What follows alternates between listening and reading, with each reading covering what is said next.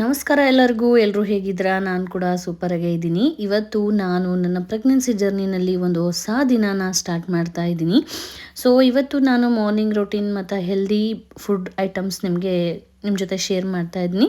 So ವಿಡಿಯೋನ ಕೊನೆ ತನಕ ನೋಡಿ, ಲೈಕ್ ಮಾಡಿ, ಶೇರ್ ಮಾಡಿ, ಹಾಗೆಯೇ ಯಾರೆಲ್ಲ ಸಬ್ಸ್ಕ್ರೈಬ್ ಮಾಡ್ಕೊಂಡಿಲ್ವೋ ಸಬ್ಸ್ಕ್ರೈಬ್ನ ಮಾಡಿಕೊಂಡು ನೋಡಿ ಅಂತ ಹೇಳ್ತಾ ಇವತ್ತಿನ ವಿಡಿಯೋನ ಶುರು ಮಾಡ್ತಾ ಇದ್ದೀನಿ. ಯಾಕೋ ಇವತ್ತು ಬೇಗನೆ ಎಚ್ಚರ ಆಯಿತು. ಸೊ ಹಾಗಾಗಿ ಬೇಗನೆ ಎದ್ಬಿಟ್ಟೆ. ಸೊ ಎದ್ಬಿಟ್ಟು ಇನ್ನೇನು ಇವತ್ತು ಶುಕ್ರವಾರ ಅಲ್ವಾ, ಪೂಜೆನೂ ಕೂಡ ಮಾಡ್ಕೊಂಬಿಡೋಣ ಅಂತ ಹೇಳಿ ಮೊದಲಿಗೆ ಕಸನ ಗುಡಿಸ್ಕೊಂಡು ನಾನು ನಿನ್ನೆ ನೈಟೇ ಎಲ್ಲನೂ ನೆಲ ಒರೆಸ್ಕೊಂಡಿದ್ದೆ. ಸೊ ಇವಾಗ ನಾನು ಸಿಂಪಲ್ಲಾಗಿ ಬಾಗಿಲನ್ನ ತೊಳ್ಕೊಂಡು ರಂಗೋಲಿನ ಹಾಕ್ತಾ ಇದ್ದೀನಿ. ನಿಮ್ಗೆಲ್ರಿಗೂ ನನ್ನ ಪ್ರೀವಿಯಸ್ ಬ್ಲಾಗ್ನ ನೋಡಿದ್ರೆ ಗೊತ್ತಿರುತ್ತೆ, ನಂಗೆ ಅಷ್ಟಾಗಿ ರಂಗೋಲಿ ಹಾಕ್ಲಿಕ್ಕೆ ಬರ್ತಿರ್ಲಿಲ್ಲ. ಇವಾಗ ಪರವಾಗಿಲ್ಲ, ಅದು ನೋಡಿ ಸ್ವಲ್ಪ ಕಲ್ತಿದ್ದೀನಿ. ಒಂದು ಲೆಕ್ಕಕ್ಕೆ ಹಾಕ್ತೀನಿ ಅಂತಲೇ ಹೇಳ್ಬೋದು. ಆವಾಗ ಇಷ್ಟೂ ಹಾಕ್ಲಿಕ್ಕೆ ಬರ್ತಿರ್ಲಿಲ್ಲ. ಸೊ ಲೈಫ್ ಹೆಂಗೆ ಚೇಂಜ್ ಆಗುತ್ತೆ ಅನ್ನೋದನ್ನೇ ಪ್ರಿಡಿಕ್ಟ್ ಮಾಡಲಿಕ್ಕೆ ಆಗೋದಿಲ್ಲ. ಸೊ ನೋಡಿ, ಇವತ್ತಿನ ಒಂದು ರಂಗೋಲಿ ಹೇಗಿದೆ ಅಂತ ಹೇಳಿ ಕಮೆಂಟ್ ಮುಖಾಂತರ ತಿಳಿಸಿ, ಹಾಗೆಯೇ ಪೂರ್ತಿಯಾಗಿ ವ್ಲಾಗ್ನ ನೋಡಿ ಅಂತ ಹೇಳ್ತಾ ಇದ್ದೀನಿ. ಸೊ ಇವತ್ತು ಒಂದು ಹೊಸ ಡಿಸೈನ್ನ ಟ್ರೈ ಮಾಡಿದೆ. ಇದು ತುಂಬಾ ಸಿಂಪಲ್ ಅನಿಸುತ್ತೆ, ಬಟ್ ಹೊಸದಾಗಿ ಕಲಿಯೋರಿಗೆ ಒಂಥರ ಖುಷಿ, ಏನೋ ಹೊಸದೇನೋ ಕಲಿತಾ ಇದ್ದೀವಿ ಅಲ್ವಾ ಅಂತ ಹೇಳಿಬಿಟ್ಟು. ಇತ್ತೀಚೆಗೆ ತುಂಬಾ ಮನೇಲಿ ಇರೋದ್ರಿಂದ, ಏನೂ ಬೇರೆ ಕೆಲಸ ಮಾಡಲಿಲ್ದಿರೋದ್ರಿಂದ ಈ ಥರ ಏನಾದರೂ ಹೊಸದಾಗಿ ಕಲಿತಾ ಇರ್ತೀನಿ. ಸೊ ಹಾಗಾಗಿ ಸ್ವಲ್ಪ ಮೆಹಂದಿ ಹಾಕೋದೆಲ್ಲ ಬಿಟ್ಬಿಟ್ಟಿದ್ದೀನಿ ಅಲ್ವಾ, ಹಾಗಾಗಿ ಕೆಲವು ಟಚ್ಚಲ್ಲಿ ಇರಲಿ ಅಂತ ಹೇಳಿಬಿಟ್ಟು ಕೆಲವೊಂದನ್ನು ಕಲಿತಾ ಇದ್ದೀನಿ. ಸೊ ನೋಡಿ, ಈ ಥರ ಇದೆ. ನೋಡಿ ಯಾವ ಥರ ಹಾಕಿದ್ದೀನಿ ಅಂತ ಹೇಳಿಬಿಟ್ಟು ನೋಡ್ಕೊಂಡು ಬನ್ನಿ.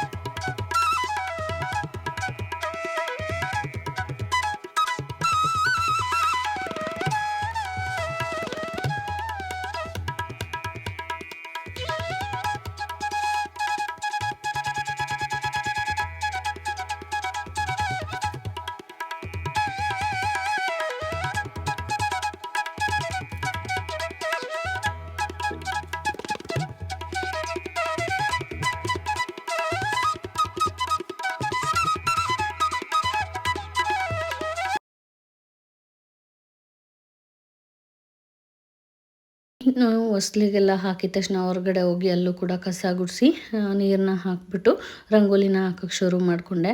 ಸೊ ಇದು ಕೂಡ ಇವತ್ತು ಒಂಥರ ಡಿಫ್ರೆಂಟ್ ಆಗಿತ್ತು. ಇದನ್ನು ಟ್ರೈ ಮಾಡೋಣ ಅಂತ ಹೇಳ್ಬಿಟ್ಟು ಮಾಡ್ತಾಯಿದ್ದೀನಿ. ತುಂಬ ದೊಡ್ಡ ದೊಡ್ಡ ರಂಗೋಲಿನೆಲ್ಲ ಹಾಕ್ಲಿಕ್ಕೆ ಆಗೋದಿಲ್ಲ, ಬಿಕಾಸ್ ತುಂಬ ಹೊತ್ತು ಕೂರೋಕ್ಕೂ ಆಗ್ತಾಯಿಲ್ಲ, ಅಂದರೆ ಹೊಟ್ಟೆ ಅಡ್ಡ ಬರುತ್ತೆ ಅಲ್ವಾ. ಸೊ ಹಾಗಾಗಿ ಚಿಕ್ಕ ಪುಟ್ಟ ಅದನ್ನೇ ಕಲಿತಾ ಇರ್ತೀನಿ ಯಾವಾಗ್ಲೂ ಕೂಡ.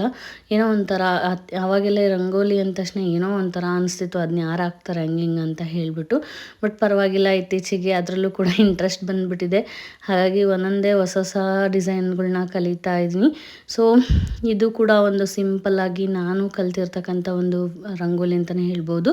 ಸೊ ಯಾವ ರೀತಿ ಇದೆ ಅಂತ ಹೇಳ್ಬಿಟ್ಟು ಕಮೆಂಟ್ ಮುಖಾಂತರ ತಿಳಿಸಿ, ಹಾಗೆಯೇ ಯಾವ ಥರ ರಂಗೋಲಿ ಬಂದಿದೆ ಅಂತ ಹೇಳಿಬಿಟ್ಟು ನೋಡ್ಕೊಂಡು ಬನ್ನಿ.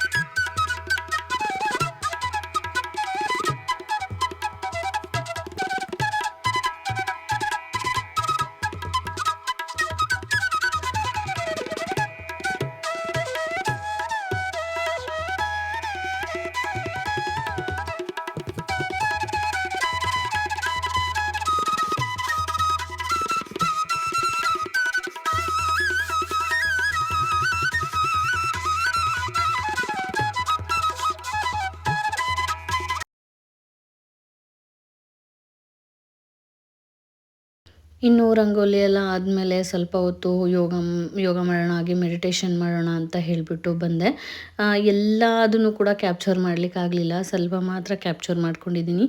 ನಾನು ತುಂಬಾ ಎಕ್ಸಸೈಸ್ ಏನು ಮಾಡಲ್ಲ, ಲೈಟಾಗಿ ಈ ಥರ ಆ್ಯಂಕಲ್ ರೊಟೇಷನ್ ಅಥವಾ ನೆಕ್ ರೊಟೇಷನ್ನು, ಹ್ಯಾಂಡ್ ಮೂಮೆಂಟ್ಸ್ ಆ ಥರ ಮಾಡ್ತಾ ಇರ್ತೀನಿ. ತುಂಬ ಹೆವಿ ಮಾಡಲಿಕ್ಕೆ ಸ್ವಲ್ಪ ಭಯ ಆಗುತ್ತೆ ಅಂತಲೇ ಹೇಳ್ಬೋದು. ಅದರಲ್ಲೂ ಅದರ ನೆಕ್ಸ್ಟು ಮೆಡಿಟೇಷನ್ ಕೂಡ ಮಾಡ್ತೀನಿ. ಪ್ರೆಗ್ನೆನ್ಸಿ ಟೈಮಲ್ಲಿ ಬಾಡಿ ಮತ್ತು ಮೈಂಡ್ ಎರಡೂ ಕೂಡ ಚೇಂಜ್ ಆಗುತ್ತೆ, ಅದು ಎಲ್ರಿಗೂ ಗೊತ್ತಿರೋ ಅಂಥ ವಿಷಯನೇ ಆಗಿದೆ. ಸೊ ಅದರಲ್ಲೂ ಕೂಡ ಹಾರ್ಮೋನಲ್ ಚೇಂಜ್ ಆಗುತ್ತೆ, ಮೂಡ್ ಸ್ವಿಂಗ್ಸ್ ಬರುತ್ತೆ, ಸ್ಟ್ರೆಸ್ ಇವೆಲ್ಲ ಕಾಮನ್.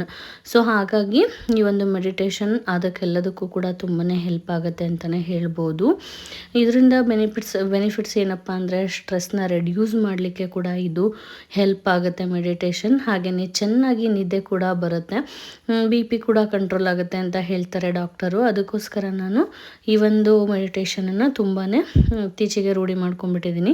ಆಮೇಲೆ ಪಾಸಿಟಿವ್ ಮೈಂಡ್ಸೆಟ್ ಆಗೋದಕ್ಕೂ ಕೂಡ ಹೆಲ್ಪ್ ಆಗುತ್ತೆ.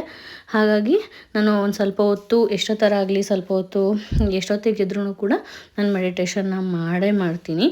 ಒಂದು ಲೈಟಾಗಿ ಯಾವುದಾದ್ರೂ ಒಂದು ಮ್ಯೂಸಿಕ್ನ ಹಾಕ್ಕೊಂಡ್ಬಿಟ್ಟು ಕೂತ್ಕೊಂಡು ಮಾಡ್ತೀನಿ ಅಂತಲೇ ಹೇಳ್ಬೋದು. ಸೊ ಕೆಲವೊಂದು ಸತಿ ತುಂಬಾ ಕಾಮಾಗಿ ತುಂಬಾ ಆರಾಮ ಅನಿಸುತ್ತೆ. ಏನೇ ಸ್ಟ್ರೆಸ್ ಇರಲಿ ಅಥವಾ ಏನೇ ಕೆಲಸಗಳಿರಲಿ, ಏನಾದರೂ ಇರಲಿ, ಒಂದು ಮೆಡಿಟೇಷನಿಂದ ಒಂಥರ ರಿಲ್ಯಾಕ್ಸೇಷನ್ ಸಿಗುತ್ತೆ.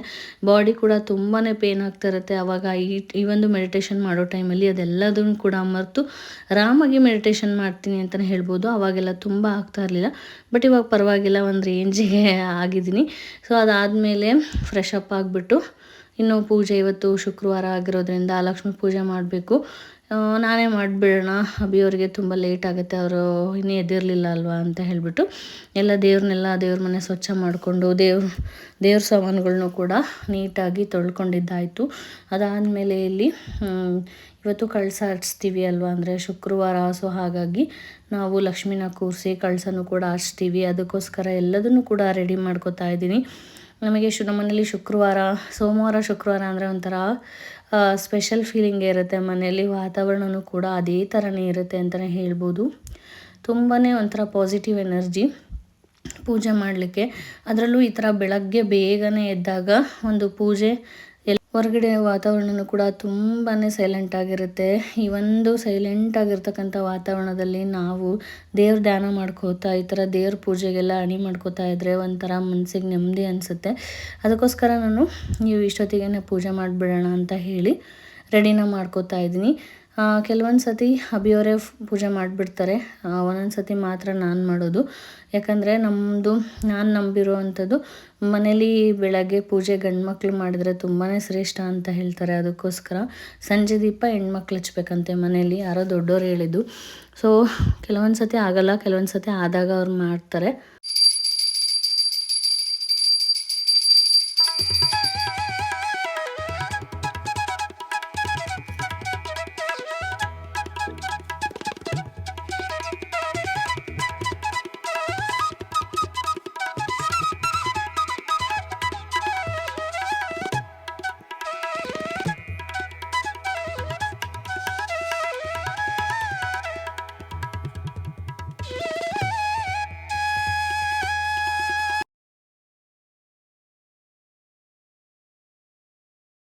ಇನ್ನು ಪೂಜೆ ಎಲ್ಲ ಮುಗಿಸ್ಕೊಂಡು ಕಳಸನೂ ಕೂಡ ಬೆಳಗಿ ಆರತಿನೂ ಕೂಡ ಮಾಡಿದ್ದಾಯಿತು. ಸೊ ಫೈನಲ್ ಆಗಿ ನಮ್ಮ ದೇವ್ರ ಮನೆ ತುಂಬಾ ಬ್ಯೂಟಿಫುಲ್ ಆಗಿ ಕಾಣಿಸ್ತಾ ಇತ್ತು.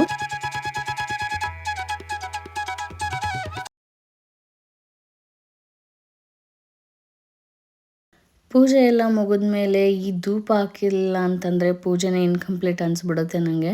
ಸೊ ಹಾಗಾಗಿ ನಾನು ಇಡೀ ಮನೆಗೆ ಧೂಪನ ಹಾಕ್ತಾಯಿದ್ದೀನಿ. ಬೆಳಗ್ಗೆ ಹೊತ್ತು ಈ ಒಂದು ಧೂಪ ಹಾಕಿ ಅದು ಆ ಒಂದು ಸ್ಮೆಲ್ ಇರುತ್ತಲ್ವ, ಮನೆಯೆಲ್ಲ ಘಮ ಘಮ ಅಂತ ಇರುತ್ತೆ. ಸೊ ಅದು ನೋಡೋದೇ ಒಂಥರ ಖುಷಿ ಅನಿಸುತ್ತೆ ನನಗಂತೂ. ನಾನಂತೂ ಈ ಒಂದು ಟೈಮ್ನ ತುಂಬಾ ಎಂಜಾಯ್ ಮಾಡ್ತೀನಿ. ಹಾಗೆಯೇ ಏನೂ ಗಬಿ ಗುಬಿ ಇರಲ್ಲ, ಆರಾಮಾಗಿ ಇರೋವಂಥ ಟೈಮ್ ಇದು. ಹಾಗಾಗಿ ನನಗೆ ತುಂಬಾ ಇಷ್ಟ.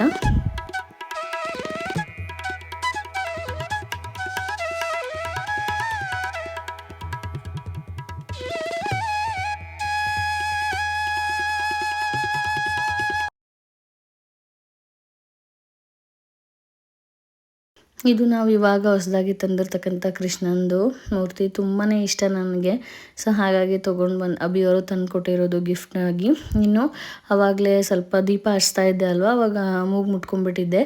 ಇನ್ನು ದೀಪ ಹಚ್ಚಿ ಮೂಗು ಮುಟ್ಕೊಂಡ್ರೆ ಅದು ಮೂಗೆಲ್ಲ ಏನೋ ಗಾಯ ಆಗುತ್ತೆ ಅಂತ ಹೇಳ್ತಾರೆ, ಅದಕ್ಕೋಸ್ಕರ ಮುಖ ತೊಳ್ಕೊಂಡು ಬಂದೆ. ಸಿಂಪಲ್ಲಾಗಿ ಈ ಥರ ಒಂದು ಸ್ಕಿನ್ ಕೇರ್ನ ಮಾಡ್ತೀನಿ ಅಂತಲೇ ಹೇಳ್ಬೋದು. ನಮ್ಮ ಒಂದು ಬಾಡಿ ನಾವೇ ಚೆನ್ನಾಗಿ ಇಟ್ಕೊಳ್ಳಿಲ್ಲ ಅಂತಂದರೆ ಇನ್ನೇನಿರುತ್ತೆ. ಹಾಗಾಗಿ ಒಂದು ಸ್ವಲ್ಪ ಕೇರ್ ಮಾಡ್ತೀನಿ. ನೋಡ್ಬೋದು ನೀವು ಬಾಡಿಯಲ್ಲಿ ಕೂಡ ಎಷ್ಟೊಂದು ಚೇಂಜಸ್ ಆಗಿದೆ. ಸೊ ಇದೆಲ್ಲ ಪ್ರೆಗ್ನೆನ್ಸಿ ಎಫೆಕ್ಟ್ ಅನಿಸುತ್ತೆ. ಒಂಥರ ಕಳೆನೇ ಇಲ್ಲ ಅಂತಲೇ ಹೇಳ್ತಾರೆ ತುಂಬ ಜನ. ಯಾಕೆ ಈ ಥರ ಆಗಿದೆಯಾ, ಫುಲ್ಲು ಡಲ್ ಅನ್ನಿಸ್ತಿದೆಯಾ, ಹಂಗೆ ಹಿಂಗೆ ಅಂತ. ಬಟ್ ನಾನು ಚಿಲ್ಲಾಗೇ ಇದ್ದೀನಿ, ಬಟ್ ಫೇಸ್ ಮಾತ್ರ ಈ ಥರ ಅನಿಸುತ್ತೆ. ಇನ್ನು ಸಿಂಪಲ್ಲಾಗಿ ಒಂದು ವಿಭೂತಿನ ಹಚ್ಕೊಂಡು ಕುಂಕುಮನ ಇಟ್ಕೊಂಡಿದ್ದೀನಿ. ಇನ್ನು ಲಿಪ್ ಬಾಮ್ ಮಾತ್ರ ಮರೆಯಲ್ಲ ನಾನು. ಇತ್ತೀಚೆಗೆ ಲಿಪ್ಸು ತುಂಬಾ ಒಂಥರ ಹೊಡಿತಾ ಇರುತ್ತೆ, ಅದಕ್ಕೋಸ್ಕರ ಲಿಪ್ ಬಾಮ್ನ 3 ಟೈಮ್ಸ್ ಹಚ್ತೀನಿ ಡೈಲಿ. ಅದರಿಂದ ನಂಗೆ ತುಂಬಾ ಹೆಲ್ಪ್ ಆಗಿದೆ ಅಂತಲೇ ಹೇಳ್ಬೋದು. ಅದಾದಮೇಲೆ ಅಡುಗೆ ಮನೆಗೆ ಬಂದೆ. ಇನ್ನು ಅಡುಗೆ ಮನೆ ಏನು ಮಾಡೋದು ಅಂತ ಹೇಳಿಬಿಟ್ಟು ಅಂದ್ಕೋತಾ ಇದ್ದೆ. ಅಷ್ಟೊತ್ತಿಗೆ ನೈಟೇ ಅಭಿಯವರು ಹೇಳ್ಬಿಟ್ಟಿದ್ರು 2 ಥರದ ಪಲ್ಯ ಮಾಡಮ್ಮ ಅಂತ. 2 ಥರದ ಪಲ್ಯ ಮಾಡಿ ರೊಟ್ಟಿ ಮಾಡು ಅಂತ ಹೇಳಿಬಿಟ್ಟು ನಾನಿವತ್ತು ಬೀಟ್ರೋಟ್ ಪಲ್ಯ ಮತ್ತು ಕೋಕೋನಟ್ ಪಲ್ಯ ಮತ್ತು ಜೋಳದ ರೊಟ್ಟಿನ ಮಾಡ್ತಾಯಿದ್ದೀನಿ. ಅದ್ರ ಜೊತೆ ಸ್ವಲ್ಪ ಮೊಸರನ್ನೂ ಕೂಡ ಮಾಡಿಕೊಡು ಅಂತ ಹೇಳಿದ್ರು ಅಭಿ. ಅದಕ್ಕೋಸ್ಕರ ಅದನ್ನು ಕೂಡ ಮಾಡೋಣ ಅಂತ ಅಂದ್ಕೊಂಡಿದ್ದೀನಿ. ಮೊದಲಿಗೆ ಬಂದ ತಕ್ಷಣವೇ ಎಲ್ಲದನ್ನು ಕೂಡ ಕಟ್ಟೆನ ಇನ್ನೊಂದು ಸತಿ ಒರೆಸ್ಕೊಂಡ್ಬಿಡ್ತೀನಿ ನಾನು. ಇವಾಗ ಸ್ವಲ್ಪ ಬಿಸಿನೀರನ್ನ ಕುಡಿಯೋಣ ಅನ್ನಿಸ್ತು. ಯಾವಾಗಲೂ ಬೇಗನೆ ಕುಡಿದ್ಬಿಡ್ತಿದ್ದೆ, ಬಟ್ ಇವತ್ತು ಪೂಜೆ ಇರೋದ್ರಿಂದ ಏನೂ ಕೂಡ ತೊಗೊಂಡಿರಲಿಲ್ಲ. ಸೊ ಇವಾಗ ಬಿಸಿನೀರನ್ನ ಕಾಯಿಸ್ಕೊತಾ ಇದ್ದೀನಿ. ಸೊ ನನ್ನದು ಒಂದು ದಿನ ಆಲ್ಮೋಸ್ಟ್ ಈ ಬಿಸಿನೀರಿಂದನೇ ಸ್ಟಾರ್ಟ್ ಆಗುತ್ತೆ ಅಂತಲೇ ಹೇಳಿದ್ರೆ ತಪ್ಪಾಗಲ್ಲ. ಎಂಡಾಗೋದು ಕೂಡ ಬಿಸಿನೀರಿಂದನೇ ಅಂತಲೇ ಹೇಳ್ಬೋದು. ನೈಟ್ ಕೂಡ ಹೊರಗಡೆ ಕೂತ್ಕೊಂಡು ಆರಾಮಾಗಿ ಊಟ ಎಲ್ಲ ಮುಗಿದ್ಮೇಲೆ ಬಿಸಿನೀರನ್ನ ಕುಡಿದು ಮಲಗ್ತೀನಿ.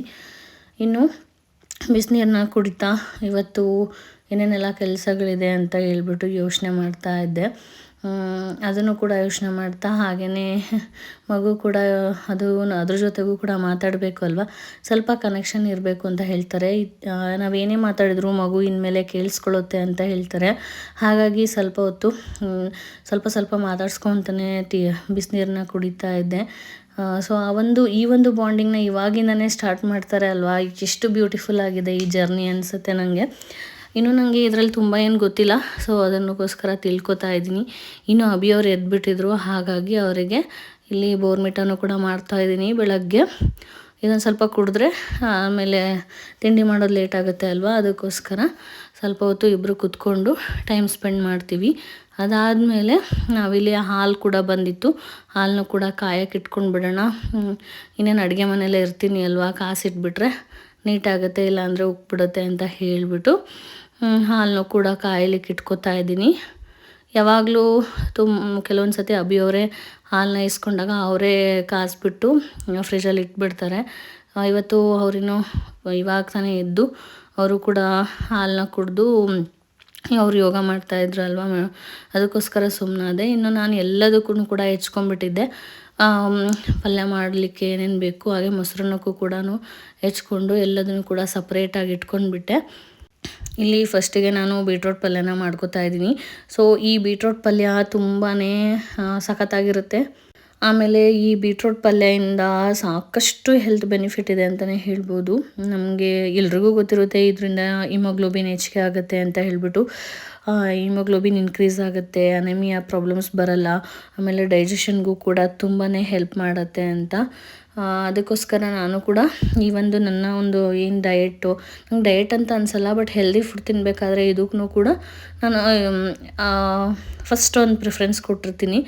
ಯಾಕಂದರೆ ಇದರಿಂದ ಸಾಕಷ್ಟು ಬೆನಿಫಿಟ್ ಇದೆ ಅಂತ ಹೇಳ್ತಾರೆ ಎಲ್ಲರೂ. ಅದಕ್ಕೋಸ್ಕರ ಆಲ್ಮೋಸ್ಟ್ ಒಂದು ವಾರದಲ್ಲಿ ಒಂದು ದಿನನಾದರೂ ನಾನು ಈ ಪಲ್ಯನ ಮಾಡ್ತೀನಿ ಮನೇಲಿ. ಏನೋ ಇಲ್ಲಿ ಸಿಂಪಲ್ಲಾಗಿ ಎಣ್ಣೆನ ಹಾಕ್ಕೊಂಡು ಒಗ್ಗರಣೆನ ಕೊಟ್ಕೋತಾ ಇದ್ದೀನಿ.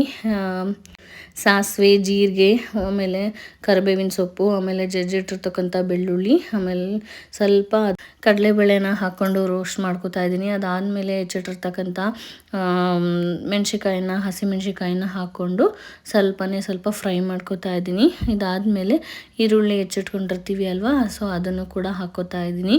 ಕೆಲವೊಂದು ಸತಿ ತುರಿದು ಕೂಡ ಮಾಡ್ಕೋಬೋದು. ನನಗೆ ತುರಿದು ಮಾಡಲಿಕ್ಕೆ ಇಷ್ಟ, ಬಟ್ ಅಭಿಯವರು ಅದನ್ನು ತಿನ್ನೋದಿಲ್ಲ ಆ ಪಲ್ಯನ. ಅದಕ್ಕೋಸ್ಕರ ಈ ಥರ ಹೆಚ್ಚಿಬಿಟ್ಟೆ ಮಾಡ್ತೀನಿ. ಯಾಕಂದರೆ ನಾವು ಖುಷಿಯಿಂದ ಮಾಡೋದು ಅವ್ರು ತಿನ್ನಲಿ ಅಂತ ಅಲ್ವಾ. ಸೊ ಅವರೇ ತಿನ್ನಲಿಲ್ಲ ಅಂದರೆ ಬೇಜಾರಾಗಿಬಿಡುತ್ತೆ. ಅದಕ್ಕೋಸ್ಕರ ಅವ್ರಿಗೂ ಕೂಡ ಇಷ್ಟ ಆಗೋವಂಥದ್ದು ಮತ್ತು ಹೆಲ್ತ್ಗೂ ಕೂಡ ಒಳ್ಳೇದಿರ್ತಕ್ಕಂಥ ಐಟಮ್ಸ್ನ ನಾನು ಮಾಡಲಿಕ್ಕೆ ತುಂಬ ಪ್ರಯತ್ನ ಪಡ್ತೀನಿ. ಮೊದಲೆಲ್ಲ ಅಡುಗೆ ಮಾಡಲಿಕ್ಕೆ ಬರ್ತಿರಲಿಲ್ಲ, ಆವಾಗ ತುಂಬ ಕಷ್ಟ ಅನಿಸೋದು. ಇವಾಗ ಸ್ವಲ್ಪ ಅರಿಶಿನ ಪುಡಿನೂ ಹಾಕೋತಾ ಇದ್ದೀನಿ. ಹಾಗೆಯೇ ಮನೇಲಿ ಮಾಡಿರ್ತಕ್ಕಂಥ ಸಾಂಬಾರು ಪುಡಿ ಸ್ವಲ್ಪ ಇತ್ತು, ಅದನ್ನು ಕೂಡ ಆ್ಯಡ್ ಮಾಡ್ಕೋತಾ ಇದ್ದೀನಿ. ಸೊ ಏನೇ ಅಡುಗೆ ಮಾಡಬೇಕಾದ್ರೂ ಕೂಡ ಬಾಯಿಗೆ ರುಚಿನೂ ಇರಬೇಕು, ಹಾಗೆ ಹೆಲ್ತ್ಗೂ ಕೂಡ ಒಳ್ಳೆಯದಾಗಿರಬೇಕು ಅಂತ ಹೇಳಿಬಿಟ್ಟು ನಾನು ಅಡುಗೆ ಮಾಡಲಿಕ್ಕೆ ಇತ್ತೀಚೆಗೆ ಶುರು ಮಾಡ್ಕೊಂಡಿದ್ದೀನಿ. Because healthy mom equal to healthy baby ಅಂತ ಹೇಳಿಬಿಟ್ಟು. ಸೊ ಏನೋ ಗೊತ್ತಿಲ್ಲ, ಇಷ್ಟು ದಿನ ಹೆಲ್ತ್ ಮೇಲೆ ಅಷ್ಟೊಂದು ಕನ್ಸಂಟ್ರೇಷನ್ ಇರಲಿಲ್ಲ. ಬಟ್ ಇತ್ತೀಚೆಗೆ ಯಾಕೋ ತುಂಬಾ ಒಂದು ಹೆಲ್ದಿ ಲೈಫ್ ಸ್ಟೈಲ್ಗೆ ಟರ್ನ್ ಆಗ್ತಿದ್ದೀನಿ ಅಂತಲೇ ಹೇಳ್ಬೋದು. ಇದೆಲ್ಲದನ್ನು ಕೂಡ ಬೆಂದಾದಮೇಲೆ ಸ್ವಲ್ಪ ಅದಕ್ಕೆ ಟೊಮೊಟೊ ಹಣ್ಣನ್ನು ಹಾಕೋತಾ ಇದ್ದೀವಿ. ಸೊ ಟೊಮೊಟೊ ಹಣ್ಣು ಹಾಕ್ಕೊಂಡು ಅದು ಚೆನ್ನಾಗಿ ಬಾಡೋವರೆಗೂ ಕೂಡ ಬಾಡಿಸ್ಕೋಬೇಕು. ಇದಾದಮೇಲೆ ಇದಕ್ಕೆ ಬೀಟ್ರೂಟ್ನ ಹಾಕಿ ಅದಕ್ಕೆ ಸ್ವಲ್ಪ ಕೊಬ್ಬರಿ ತುರಿನ ಹಾಕಿ ಮತ್ತು ಸ್ವಲ್ಪ ಮೇಲೆ ಹಸಿ ಹಸಿಯಾಗಿರ್ತಕ್ಕಂಥದ್ದು ಒಂದು ಸ್ವಲ್ಪ ಕೊತ್ತಂಬರಿ ಸೊಪ್ಪನ್ನ ಹಾಕಿದರೆ ಈ ಒಂದು ಪಲ್ಯ ರೆಡಿನೇ ಆಗಿಬಿಡುತ್ತೆ. ಸೊ ಆ ಒಂದು ಕ್ಲಿಪ್ ನನ್ನ ಹತ್ರ ಮಿಸ್ ಆಗಿಬಿಟ್ಟಿದೆ. ಸೊ ನೋಡಿ, ಪಕ್ಕದಲ್ಲಿ ಅದನ್ನು ಶಿಫ್ಟ್ ಮಾಡ್ಕೋತಾ ಇದ್ದೀನಿ. ಬೀಟ್ರೂಟ್ ಪಲ್ಯ ಆ ಕಡೆ ರೆಡಿ ಆಗ್ತಾಯಿತ್ತು ಇನ್ನೇನು, ಬಟ್ ಈ ಕಡೆ ಆ ಒಂದು ಕ್ಲಿಪ್ ಮಿಸ್ ಆಗಿದೆ. ಇನ್ನು ಈ ಕಡೆ ಇನ್ನೊಂದು ಬಾಣಲಿ ಇಟ್ಟಿದ್ದೀನಿ, ಅದಕ್ಕೂ ಕೂಡ ಎಣ್ಣೆನ ಹಾಕ್ಕೊಂಡಿದ್ದೀನಿ. ಅದಕ್ಕೂ ಕೂಡ ಸಿಂಪಲ್ಲಾಗಿನೇ ಒಗ್ಗರಣೆ ಹಾಕೋತಾ ಇದ್ದೀನಿ. ಒಗ್ಗರಣೆ ಹಾಕ್ಕೊಂಡು ಕೊಕೊನಟ್ ಪಲ್ಯನ ಮಾಡ್ಕೋತಾ ಇದ್ದೀನಿ, ಅಂದರೆ ಕೊಬ್ಬರಿನ ತುರಿದು ಮಾಡ್ತಾರಲ್ವ ಅದು. ಈ ಒಂದು ಕೊಕೊನಟ್ ಪಲ್ಯನೂ ಕೂಡ ತುಂಬಾ ಹೆಲ್ತ್ ಯೂಸಸ್ ಇದೆ ಇದರಿಂದ. ಇದು ತುಂಬಾ ಒಳ್ಳೆಯದು, ಹಾಗೆಯೇ ನ್ಯಾಚುರಲ್ ಆಗಿ ಎನರ್ಜಿನೂ ಕೂಡ ಕೊಡುತ್ತೆ ಬಾಡಿಗೆ ಅಂತಲೇ ಹೇಳ್ಬೋದು. ಹಾಗೆಯೇ ಕೂಲಿಂಗ್ ಎಫೆಕ್ಟೂ ಕೂಡ ಈ ಒಂದು ಕೊಕೊನಟ್ ಪಲ್ಯದಿಂದ ಸಿಗುತ್ತೆ.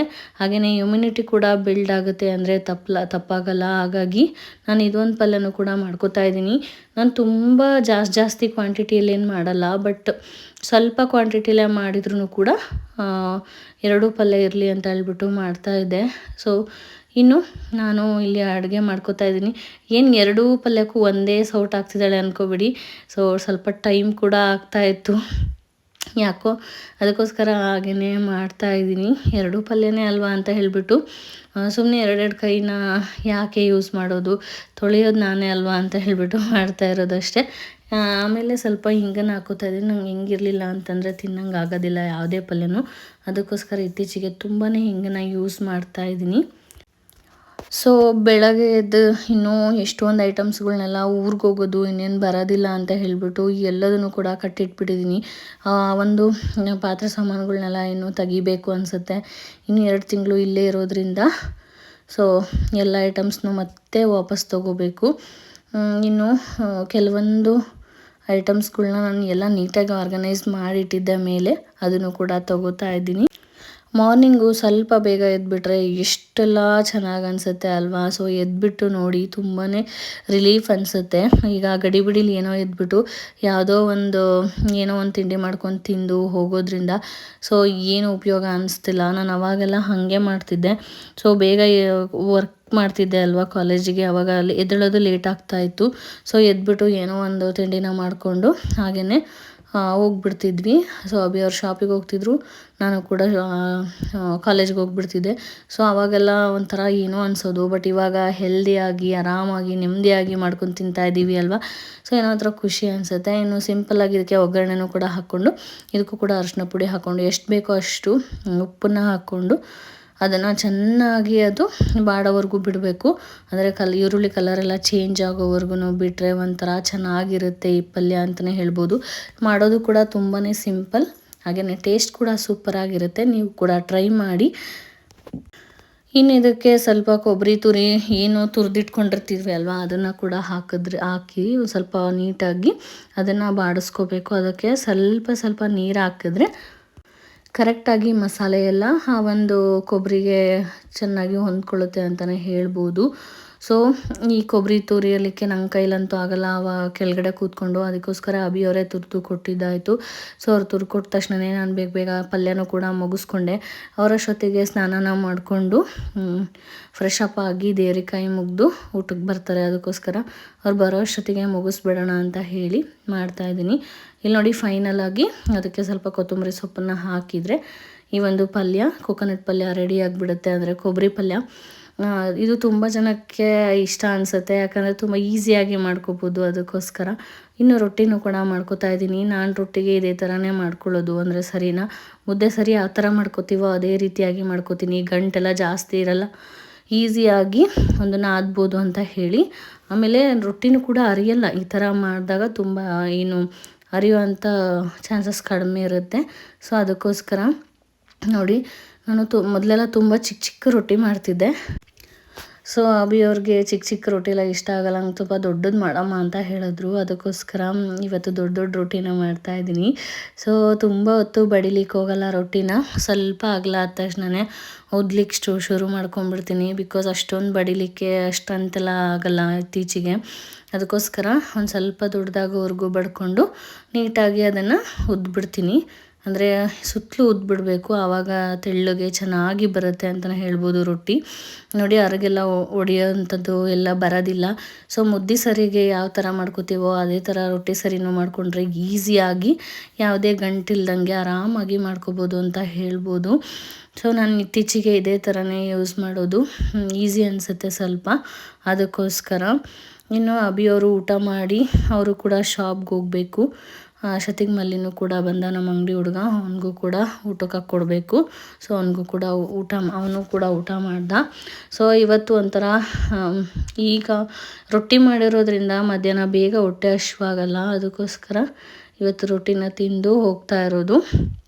ಸೊ ಈ ಥರ ಬೆಳಗ್ಗೆನೇ ಹೆಲ್ದಿಯಾಗಿ ಮಾಡ್ಕೊಂಡು ತಿನ್ನೋದ್ರಿಂದ ಒಂಥರ ಖುಷಿ ಅನಿಸುತ್ತೆ ಅಲ್ವಾ. ಸೊ ಇವತ್ತು ಯಾರ್ಯಾರ ಮನೇಲಿ ಏನೇನು ತಿಂಡಿ ಮಾಡಿದ್ದೀರಾ ಅಂತ ನನಗೆ ಕಮೆಂಟ್ ಮುಖಾಂತರ ತಿಳಿಸಿ. ಹಾಗೆಯೇ ಏನಾದರೂ ನನಗೆ ಗೊತ್ತಿಲ್ಲದೆ ಏನಾದ್ರು ತಪ್ಪು ಮಾಡಿದೆ ಅದನ್ನು ಟಿಪ್ಸ್ನೂ ಕೂಡ ಹೇಳಿ ಅಂತ ಹೇಳ್ತೀನಿ. ಸೊ ನಾನಂತೂ ನಿಮ್ಮ ಕಮೆಂಟ್ಸ್ಗೋಸ್ಕರ ಕಾಯ್ತಾನೆ ಇರ್ತೀನಿ. ನಾಭಿಯವರು ಹೋದ ತಕ್ಷಣವೇ ನಾನು ಕೂಡ ತಿಂಡಿ ಮಾಡ್ಕೊಂಬಿಡೋಣ ಅಂತ ಹೇಳಿ ರೊಟ್ಟಿ ಪಲ್ಯನೂ ಕೂಡ ಹಚ್ಕೊಟ್ಟಿದ್ದೀನಿ. ನೋಡಿ ಕಲರ್ಫುಲ್ಲಾಗಿ ಇದೆ ತಟ್ಟೆ ಅಂತಲೇ ಹೇಳ್ಬೋದು. ಸೊ ರೊಟ್ಟಿ ಮಾಡಿದರೆ ಎಷ್ಟು ಗಲೀಜಿರುತ್ತೆ ಅಂತ ನಿಮಗೂ ಗೊತ್ತು. ಅದನ್ನೆಲ್ಲ ಕ್ಲೀನ್ ಮಾಡ್ಕೊಳ್ಳೋ ಅಷ್ಟೊತ್ತಿಗೆ 10:30 ಆಗೇ ಹೋಗಿತ್ತು. ಸೊ ನೋಡಿ ಎಷ್ಟು ಬ್ಯೂಟಿಫುಲ್ಲಾಗಿ ಕಾಣಿಸ್ತಾ ಇದೆ. ಇದಾಗಿತ್ತು ನನ್ನ ಇವತ್ತಿನ ಮಾರ್ನಿಂಗ್ ರೊಟೀನ್. ಸೊ 4 ಗಂಟೆಯಿಂದ 10:30ವರೆಗೂ ನನ್ನ ರೊಟೀನ್ ಹೇಗಿರುತ್ತೆ ಅನ್ನೋದನ್ನು ಶೇರ್ ಮಾಡಿದ್ದೀನಿ ಇವತ್ತು. ಮತ್ತೆ ಸಿಗ್ತೀನಿ ನಾಳೆ ಇನ್ನೊಂದು ವಿಡಿಯೋದೊಂದಿಗೆ. ಧನ್ಯವಾದಗಳು.